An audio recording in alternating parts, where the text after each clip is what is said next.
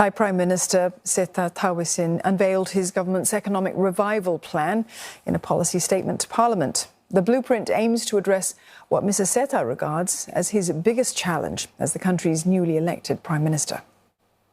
นโยบายการเติมเงิน 10,000 บาทผ่านดิจิทัลวอลเล็ตจะทำหน้าที่เป็นตัวจุดฉนวนที่จะกระตุกเศรษฐกิจประเทศไทยให้ตื่นขึ้นมาอีกครั้งเราจะใส่เงินเข้าไปในระบบเศรษฐกิจอย่างทั่วถึงและกระจายไปยังทุกพื้นที่ให้หมุนเวียนอยู่ในระบบเศรษฐกิจให้ถึงฐานรากเกิดการจับจ่ายใช้สอยยกระดับคุณภาพชีวิตและสร้างโอกาสในการประกอบอาชีพของประชาชน But some lawmakers have criticised the plan for lacking clear goals and a time frame. Deputy Opposition Leader Sirikanya Tansakul says that the government needs to ensure it has enough money to back its $16 billion cash handout. She says economic problems cannot be solved in a sustainable manner if the government fails to address the underlying causes. May Wong joins us live now. She's in Bangkok. May, Opposition Move Forward Party says that that statement didn't contain clear timeframes, that the Prime Minister is overstating the benefit of that digi-wallet scheme that was proposed during the election campaign. Can you tell us how Mr. Srettha plans to deliver on his campaign promises? Speeches delivered, questions asked, criticisms levelled against Prime Minister Srettha Thavisin and his new government, but everyone seems to be none the wiser, simply because they really did not come up with any concrete details on how they plan to roll out the policies. In fact, the opposition party, Move Forward, who was blocked from forming the government, actually said that this policy statement was empty, it was a wish list, and also the government seems to be praying for the fact that they will be able to implement the policies. In fact, Move Forward even used the first three letters of the words government policy statement and called it to a GPS, saying that the government has failed to give a direction for the country, and now the country doesn't know where it's headed.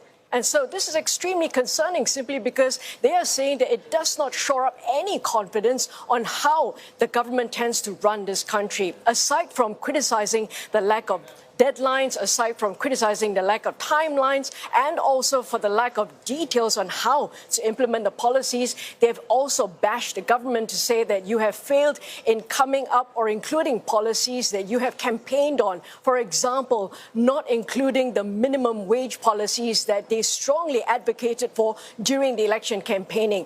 They also failed to include this cap on the rail fare that they have promised the people. So all of these policies clearly lacking in this particular policy statement, which again, Prime Minister Srettha Thavisin was unable to come up with any answers despite hours and hours of debate. Now, more importantly as well, at the end of the day, Prime Minister Srettha Thavisin said, give this government a chance, trust us. It almost appeared to say that, believe in us that we will be able to do good for the people. But remember here, the people's trust was already broken given the fact that the largest party here, Pheu Thai Party, which Prime Minister Srettha Thavisin belongs to, actually ended up partnering the old political parties from the old regime. So trying to win the people back is something that this government really needs to do. So details and timeframes missing, May, but also they're going to have to find the money to pay for all of this. There have been concerns about the source of that funding, especially for some of the large-scale projects. How is the government actually addressing that issue? Now, everyone has got their eyes on this digital wallet scheme simply because not only is it popular, but it's also going to take a large chunk out of the government budget. We're talking about an expenditure of some $16 billion.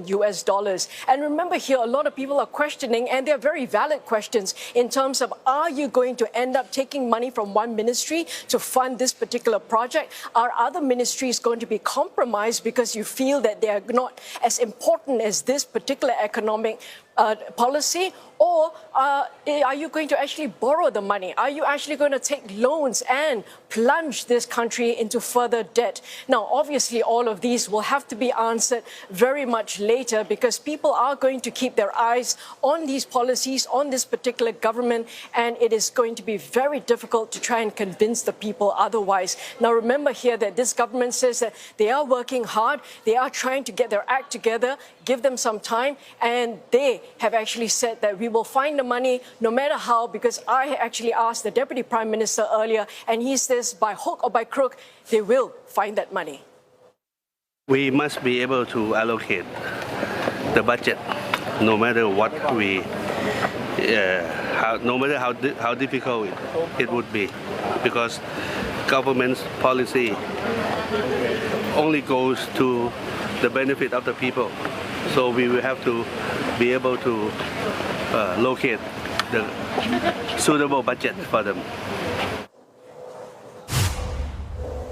Monday's debate has already gone on for more than 10 hours, and they will continue late into the night until Tuesday, where again it'll go on for hours. But it is time for the government to really come up with some concrete and tangible results, and also clear explanations on how they intend to take this country forward through all of these policies.